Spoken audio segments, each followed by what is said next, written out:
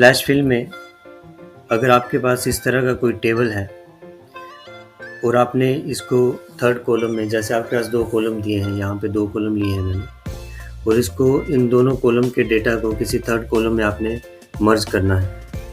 तो उसके लिए आपने कुछ नहीं करना है। फर्स्ट कॉलम में आपने फर्स्ट और सेकंड कॉलम का जो डेटा है उसको टाइप करना है, और उसके बाद आपने कंट्रोल ई प्रेस करना है। जैसे ही आप कंट्रोल ई प्रेस करेंगे ये सारा डेटा जो है आपका ऑटोमेटिकली फिल हो जाएगा। इसे हम कहते हैं फ्लैश फिल।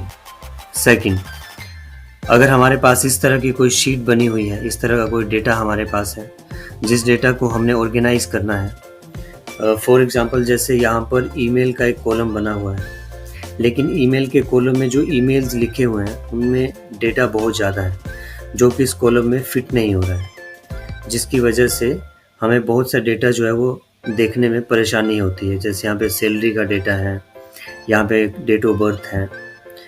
अगर हम इस डेटा को ऑर्गेनाइज करने की कोशिश करते हैं, अगर इस तरह से करते हैं जैसे हम एक एक रो या कॉलम लेके करेंगे, तो ये बहुत लेंदी काम हो जाएगा अगर आपका डेटा शीट बहुत ज़्यादा है तो इसका शॉर्टकट मैं आपको बताता हूँ। इसके शॉर्टकट के लिए आपने सबसे पहले क्या करना है, आपने पूरी शीट को सिलेक्ट करना है कंट्रोल ए दबा के। कंट्रोल ए करने के बाद आपने जो अगला शॉर्टकट यूज़ करना है वो है Alt HOI। Alt HOI। अब Alt HOI टाइप जब आप करेंगे तो उससे क्या होगा, जो आपके कॉलम की जो विड्थ होती है वो एडजस्ट हो जाती है। और उसके बाद आप क्या टाइप करेंगे, Alt HOA। Alt HOA करने से क्या होगा, आपके जो रो की जो हाइट होती है वो एडजस्ट हो जाती है। अब इस पूरे टेबल को, इस पूरे डेटा को अगर हमने अच्छे फॉर्मेट में प्रेजेंट करना है तो आप टाइप करेंगे control T. Control T press करने के बाद आपको ये पॉपअप दिखेगा, इसको आपने करना है ओके। अब देखिए जस्ट 3 शॉर्टकट से आपका जो टेबल है, आपका जो डेटा है बहुत अच्छे तरीके से ऑर्गेनाइज हो जाता है। थर्ड ट्रिक है, जैसे हम कोई भी टेबल बनाते हैं तो उसमें हम सीरियल नंबर ज़रूर लिखते हैं। जैसे यहाँ पे अगर मैं कोई नेम लिख रहा हूँ, जैसे नंबर 1 पे है राजीव, फिर नंबर 2 पे जाऊँगा, नंबर 2 टाइप करूँगा, नंबर 2 पे है अजय, फिर उसके बाद मैं नंबर 3 टाइप करता हूँ, उसके बाद है विजय मान लेते हैं।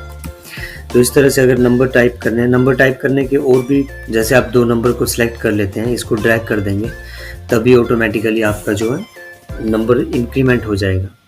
लेकिन मैं चाहता हूं कि मैं जब भी कोई नेक्स्ट रो में कोई डेटा लिखूं तो ये नंबर जो है ऑटोमेटिकली जो है अपने आप टाइप हो जाए।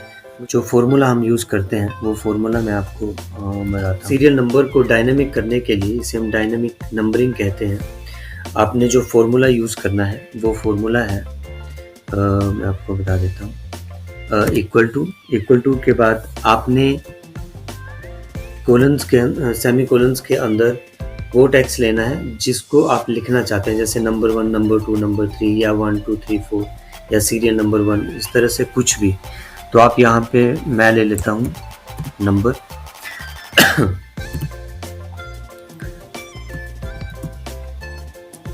उसके बाद आपने एंड लगाना है और सीक्वेंस फंक्शन आपने लेना है।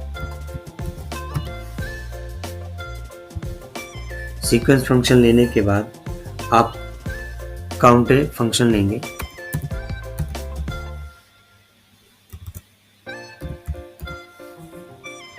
काउंट, और इसके बाद आपने जिस भी कॉलम को टाइप करने के बाद आपका जो सीरियल नंबर इंक्रीमेंट होना चाहिए वो कॉलम को आपने सेलेक्ट कर लेना है। कॉलम सेलेक्ट कर लिया और उसके बाद आपने ब्रैकेट क्लोज करना है, फिर से ब्रैकेट क्लोज करना है। यहाँ पर मैंने 2 ब्रैकेट इसलिए क्लोज करे हैं क्योंकि मैंने 2 ब्रैकेट स्टार्ट करे थे। अब आपने एंटर प्रेस करना है तो आप देखेंगे कि ये नंबर 1, नंबर 2, नंबर 3 टाइप होना शुरू हो गया। जैसे यहाँ पे लिख दिया मैंने विजय, उसका जैसे मैं एंटर करूँगा अपने आप ऑटोमेटिकली अगला नंबर लिखा जाएगा। फिर से अजय आ गया। जैसे जैसे मैं कुछ भी लिखता जाऊँगा ये अपने आप नंबर्स को इंक्रीमेंट करता जाएगा। तो इसे हम कहते हैं डायनेमिक नंबरिंग। नेक्स्ट हमारा आता है एंटरिंग द सेम डेटा। अगर हमारे पास इस तरह का कोई टेबल है, मैंने बहुत छोटा सा टेबल एग्जांपल के लिए लिया हुआ है, जितने भी एम्प्टी आपके सेल्स हैं इसमें आपने डेटा फिल करना है, सेम डेटा जो आपको यहाँ पे दिख रहा है। अगर मैं इस तरह से इसको ड्रैग करके फिल करूँगा और आपका टेबल बड़ा है तो ये आपका बहुत ज़्यादा टाइम लेगा। तो इसको डेटा को फिल करने के लिए जो शॉर्टकट है, सबसे पहले आप क्या करेंगे, अपने टेबल को सिलेक्ट करेंगे। टेबल को सिलेक्ट करने के बाद आप प्रेस करेंगे कंट्रोल जी। कंट्रोल जी प्रेस करने के बाद यहाँ पे स्पेशल ऑप्शन दिख रहा है, इसको आप ओके करेंगे। स्पेशल ऑप्शन को जब आप ओके करेंगे तो यहाँ पे बहुत सारे ऑप्शंस आपको दिख रहे हैं। यहाँ पे आपने ब्लैंक सेलेक्ट करना है। ब्लैंक सेलेक्ट करने के बाद आप उसको ओके करेंगे। ओके करने के बाद आपने शिफ्ट F8 प्रेस करने के बाद डेटा के जस्ट ऊपर वाला जो कॉलम है उसको सिलेक्ट करना है और वहाँ पर आपने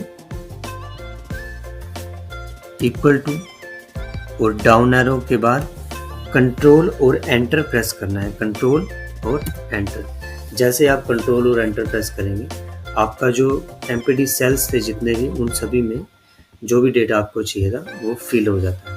सबसे लास्ट में बहुत छोटे से 2 शॉर्टकट्स हैं जो मैं आपको बताने जा रहा हूँ। आपका टेबल बन चुका है लेकिन आपने इंसर्ट करनी है कोई रो या कॉलम, तो उसके और भी बहुत से तरीके हैं इंसर्ट करने के, लेकिन आपको मैं एक शॉर्टकट बताता हूँ। जैसे आपने यहाँ पे एक कॉलम आप इंसर्ट करना चाहते हैं तो आप क्या प्रेस करेंगे, Alt H I C आप जैसे ही प्रेस करेंगे तो एक कॉलम जो है आपका इंसर्ट हो जाएगा। अगर आप कोई रो इंसर्ट करना चाहते हैं इस तरह से तो आप प्रेस करेंगे Alt H I R। अगर आप प्रेस करेंगे तो आप एक रो को इंसर्ट कर देंगे।